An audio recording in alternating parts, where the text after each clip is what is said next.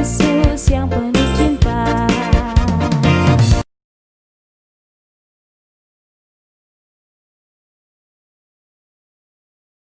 Shalom, BPA yang dikasihi Tuhan. Apa kabar Anda semuanya? Pada kesempatan sore hari ini atau malam hari ini, kita akan bersama-sama perenungan firman Tuhan. Sebelumnya kita akan berdoa bersama-sama. Tuhan Yesus, terima kasih untuk kesempatan sore hari ini, bahwa sepanjang minggu-minggu atau selasa-selasa yang kami lewati, kami selalu disertai oleh Roh Kudus.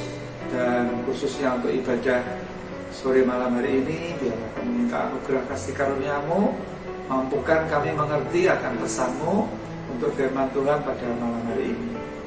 Dalam nama Yesus kami serahkan firman-Mu, kiranya hujan awal hujan akhir-Mu turun di tengah-tengah kami, dalam hati kami, membuat hati kami menjadi tanah hati yang subur. Dalam nama Yesus kami bersyukur dan kami berdoa. Haleluya, amin. Wanita pilihan Allah JKI yang dikasih Tuhan, saya memberikan sebuah tema, yaitu tentang hidup suci atau hidup kudus, ya, khususnya untuk mengakhiri bulan Desember atau mengakhiri tahun ini atau melewati bulan-bulan Desember, dan kita menatap tahun 2021 dan menjalaninya. Percayalah, dengan pesan ini, dengan pelengkapan yang satu ini juga akan mempermudah kita mengalami Tuhan, mengalami pertolongan Tuhan. Karena ini juga tidak kalah penting dengan bagian-bagian firman yang kita dengar, yaitu tentang hidup suci atau hidup kudus. Kita mulai dengan firman Tuhan. Jadi ini saya bagi menjadi dua. Hidup kudus dari dalam hati yang pertama, yang kedua hidup kudus dari perbuatan atau perilaku. Sekarang hidup kudus dari sisi hati, ya, kita buka dari Matius 5 ayat ke-8 tentang khotbah di bukit. Dikatakan, berbahagialah orang atau BPA kita semua, saya, berbahagialah orang yang suci hatinya, karena mereka akan melihat Allah. Suci, hati kita suci, akan melihat atau tinggal dalam hadirat Tuhan. Ya, sebelum kita mengalami pengalaman atau peristiwa ciptaan baru, encounter atau perjumpaan dengan Tuhan Yesus Kristus, sebelum kita mengalami kelahiran baru, ya, kita akan melihat lebih dulu apa yang sebetulnya terjadi ada di dalam hati kita. Ya, di dalam Markus pasal yang ke-7 di sana dikatakan, Markus pasal yang ke-7 ayat 21. Ya, di sini dikatakan, sebab dari dalam hati manusia timbul segala, saya ulangi lagi, sebab dari dalam atau dari hati orang timbul segala pikiran yang jahat, percabulan, pencurian, pembunuhan, perzinahan, keserakahan, kelicikan, hawa nafsu, iri hati, hujat, kesombongan, kebebalan. Semua hal-hal jahat ini timbul dari dalam dan menajiskan orang. Nah, ketika kita bertemu dengan Tuhan Yesus, waktu kita melihat karyanya di Golgota untuk menghapus dosa kita, dan waktu kita percaya bahwa Yesus sudah dibangkitkan dari antara orang mati, waktu itu dengan kita mengatakan, Yesus, aku percaya kepadamu bahwa engkau sudah dibangkitkan dari antara orang mati, pada waktu itulah dikasih Tuhan kita mengalami hati kita ini dibersihkan, diberikan yang namanya hati yang baru, hati yang suci, hati yang taat. Maka Tuhan Yesus kita undang masuk di dalam hati dan kehidupan kita, menjadi Tuhan dan Raja kita. Hati yang baru, hati yang taat tadi, hati yang menurut, hati yang gembur, hati yang baik. Lalu dikatakan kita kembali kepada Matius pasal yang kelima tadi, ya, itu kita menghidupi kebenaran ini tentang hati yang suci, Dikatakan berbahagialah orang yang suci hatinya, karena mereka akan melihat hadirat Allah, akan melihat Allah. Ya, kalau melihat Allah ini berarti dekat dengan Tuhan, dalam naungan Tuhan. Ya, kalau digambarkan oleh Daud dalam Mazmur 23 ayat 1 dan berikutnya dikatakan, Tuhan adalah gembalaku. Ini bicara tentang tinggal dalam hadirat Tuhan, tinggal dekat dengan Tuhan. Dikatakan di situ, yang pertama, aku tidak kekurangan segala sesuatu. Lalu yang berikutnya dikatakan, ia membawa aku ke padang rumput yang hijau. Selanjutnya, membimbing aku ke air yang tenang. Selanjutnya, khususnya di dalam situasi musim pandemi ini, ia menyegarkan jiwaku. Luar biasa ini, tinggal dalam hadirat Tuhan, melihat Allah, dekat dengan Tuhan itu, sampai dikatakan menyegarkan jiwa kita. Jiwa bicara dengan pikiran, perasaan, kehendak. Ya, kita bisa gundah gulana dalam situasi seperti ini. Tetapi ketika hati kita suci, kita bisa melihat Allah tinggal di dalam hadirat Tuhan. Ya, jiwa kita menjadi segar. Lalu Daud berkata, ia menuntun aku di jalan Tuhan yang benar oleh karena namanya. Kalau kita namanya Yesus. Selanjutnya dikatakan, sekalipun aku ada di dalam lembah kekelaman, aku tidak takut bahaya. Di dalam kasih tidak ada ketakutan, tidak takut bahaya. Karena Tuhan besertaku, gada dan tongkatnya menghibur aku. Itu jaminan kedekatan atau melihat Allah. Yang luar biasa lagi, di tengah-tengah pandemi ke depan ini, engkau menyediakan hidangan di hadapan para lawanku. Jadi keputusan kita menjadi percaya kepada Yesus, keputusan kita masuk menjadi orang Kristen, sebetulnya kita sudah masuk dalam medan peperangan. Justru dikatakan ketika kita hidup kudus, hidup dalam hadirat Tuhan, dikatakan engkau menyediakan hidangan di hadapan para lawanku. Artinya kemenangan lepas kemenangan. Berikutnya sangat indah dan sangat manis, sangat lembut sapaan ini, dikatakan pialaku penuh melimpah.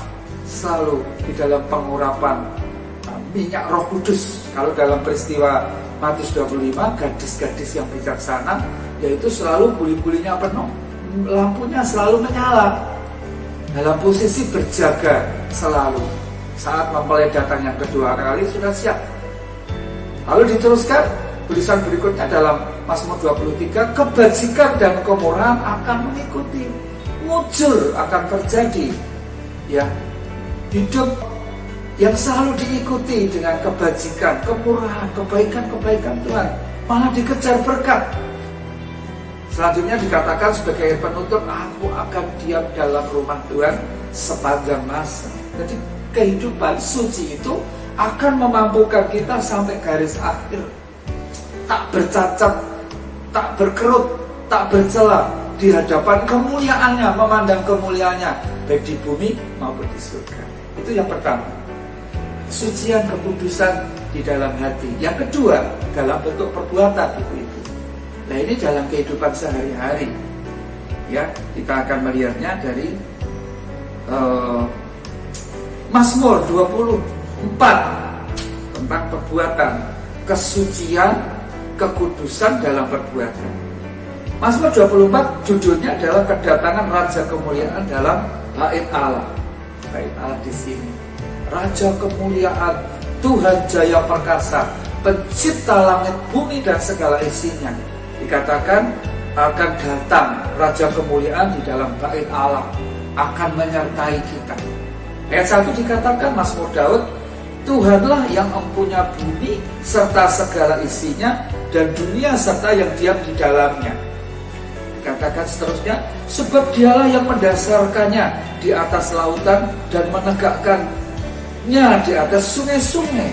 Itu dia yang kita bicarakan tentang dia, yang maha kudus, maha kuasa, maha hadir, maha besar, maha tinggi. Ya, pada saat itu Yesaya atau Yeremias melihat dia dengan segala kemuliaannya duduk di atas tahtanya. Para serafim berkata, kudus, kudus, kudus, kuduslah dia, kuduslah dia. Ya, lalu si nabi ini sampai berkata, aku didapati seorang yang najis. Aku tidak kudus dibandingkan dengan kekudusan daripada Allah Bapa di surga. Lalu Tuhan menggerakkan tangannya, datanglah seorang malaikat atau serafim itu membersihkan lidah nabi ini menjadi bersih. Lalu dikatakan, siapakah yang boleh naik ke atas gunung Tuhan? Dia ada di tempat yang maha tinggi. Ya, dia duduk bersemayam di atas singgasananya. Kalau istilahnya video yang baru-baru ini saya dengar, dia itu ada di langit yang ketujuh, duduk di atas singgasananya. Dialah Tuhan Yesus Kristus. Dialah anak domba Allah. Segala puja, puji, hormat, kemuliaan, sanjungan hanya bagi Dia. Dikatakan siapa yang boleh naik ke atas gunung Tuhan, menghadap Dia? Dikatakan siapa yang boleh berdiri di tempatnya yang kudus? Yang pertama dikatakan, siapa yang memenuhi syarat untuk datang menghadap hadirat-Nya? Ya, pada Dia Allah yang Maha Kudus. Dikatakan adalah yang pertama, orang yang bersih tangannya. Berbicara, tangan ini bersih. Tidak menumpahkan darah orang yang bersalah. Tidak digunakan untuk kasar terhadap seisi rumah. Tidak digunakan untuk mencuri. Mencuri itu bermacam-macam. Ya, tetapi tangan ini didapati kudus, hidup jujur dan lain sebagainya. Lalu yang berikutnya, yang kedua, dari bagian yang kedua ini, yang murni hatinya, luar dalam itu bersih. Tadi bagian pertama tadi, hati itu yang ada adalah hati yang bersih, hati yang suci, murni, tidak ada kepalsuan. Sampai Tuhan Yesus itu mengukur orang-orang yang bisa masuk atau hidup dalam kerajaan Allah itu supaya berperan, berperilaku seperti anak-anak. Anak-anak itu bagaimana? Dia suci hatinya, lugu, kudus, ya, polos. Sampai seperti itu tadi dikatakan murni hatinya, murni, bersih. Maka hadirat Tuhan, kemuliaan Tuhan itu akan berdaulat dan menguasai dia. Selanjutnya dikatakan yang tidak menyerahkan dirinya kepada penipuan dan tidak bersumpah palsu. Jadi luar dalam ini bersih, tidak ada memanipulasi pelayanan, jabatan, otoritas, tidak ada. Bersih, tulus, kudus, suci. Ada sebuah kesaksian, seorang bapak, pekerjaannya ini seorang sopir, bekerja di bawah naungan seorang bos. Bos ini punya perusahaan banyak. Bapak ini tugasnya sopir, dia anak Tuhan. Dia belajar ini tadi, hidup suci, perilaku kehidupannya juga harus suci. Ya, sesuai dengan tugasnya di lapangan sebagai seorang sopir. Dia hidup jujur, apa adanya, ya setia dan lain sebagainya. Nah, ini bos ini melihat orang ini orang Kristen yang tulen walaupun dia seorang sopir. Ternyata walaupun seorang driver pun, seorang sopir pun bisa hidup seperti yang sudah saya sampaikan tadi. Dia menghidupi itu. Lah bosnya ini punya rumah bagus, punya perusahaan, dia sering ke luar negeri dan kebanyakan tinggal di luar negeri. Suatu hari bapak sopir ini, bapak driver ini diundang. Apa yang dilakukan oleh bapak ini di tengah-tengah pandemi loh. Sementara bapak-bapak sopir ini pada ketakutan, bagaimana nanti kalau perusahaanku ditutup, aku kena PHK enggak? Nanti bagaimana dengan keluargaku? Hanya karena menghidupi hidup benar, perkataan-perkataan yang benar, tidak ada manipulasi. Ya, apa yang terjadi, dia dipanggil oleh bosnya, duduk berhadapan seperti ini. Dia berkata, aku akan memberikanmu sebuah rumah tempat tinggal yang layak untuk kau. Diberi fasilitas mobil, diberi banyak fasilitas-fasilitas. Sampai dia tersungkur, dia menangis. Ya, di tengah-tengah pandemi yang serba menakutkan ini, dia dihadiahi Tuhan dengan banyak macam-macam berkat. Sampai dipercaya untuk mengawasi seisi rumah tangga keluarga daripada bapak ini. Melihat apa yang kekurangan-kekurangan yang ada di perusahaan.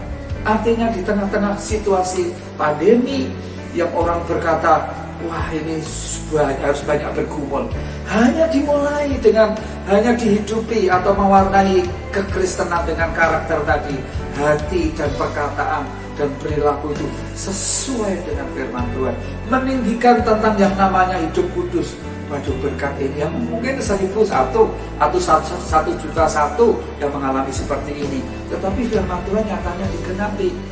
Untuk itu marilah WPA yang dikasihi Tuhan mengakhiri tahun 2020 ini dan kita berjalan di tahun 2021 21 dan seterusnya. Ini modal, ini perlengkapan kehidupan kita. Hal yang sederhana, seorang bapak kah, seorang ibu kah, seorang anak-anak bisa. Tadi seorang saudara aja bisa. Dan sekarang ya langsung ini dia dipromosikan Tuhan, dia naik posisinya. Ya, jadi ternyata seperti yang dilihat Potifar ya kepada Yusuf itu, wah gimana orang ini bekerja selalu diwarnai dengan hidup jujur dan Tuhan menyertai pekerjaannya. Lalu dihadiahi kan Yusuf, dihadiahi apa? Dihadiahi seluruh apa yang ada diserahkan kepada Yusuf untuk ditangani, dipimpin dan lain sebagainya. Dan itu adalah hadiah bagi kita semua WPA kalau kita mau menjalani kehidupan yang sederhana ini, yaitu hidup kudus, hidup suci hari ini, bulan ini, dan tahun ke depan. Dan saya beritahu, gratis, kita bayar dengan uang, tetapi harus ada sesuatu tindakan dari kita. Tuhan Yesus memberkati. Dan karena di bulan Desember suasana puji-pujian lagu-lagu Natal sudah terdengar di mana-mana, saya sekeluarga khususnya kepada WPA, pada Anda semua mengucapkan selamat Natal. Tuhan Yesus memberkati semua. Haleluya. Amin. Mari kita berdoa. Tuhan, saya serahkan firman-Mu WPA supaya menghidupi satu hal yang sederhana ini, takut akan Tuhan, dihiasi dengan kehidupan hati bersih, hati suci, perilaku tindakan yang kudus juga, sehingga nama-Mu dipermuliakan dan kami tinggal dekat melihat, tinggal dalam anugerah hadirat kemuliaan. Meteraikan firman-Mu, memerdekakan kami semua yang mendengar, dan berkati seluruh WPA Bapa dengan berkat kasih karunia, berkat Abraham yang sempurna. Dalam nama Yesus kami berdoa. Haleluya. Amin. Amin.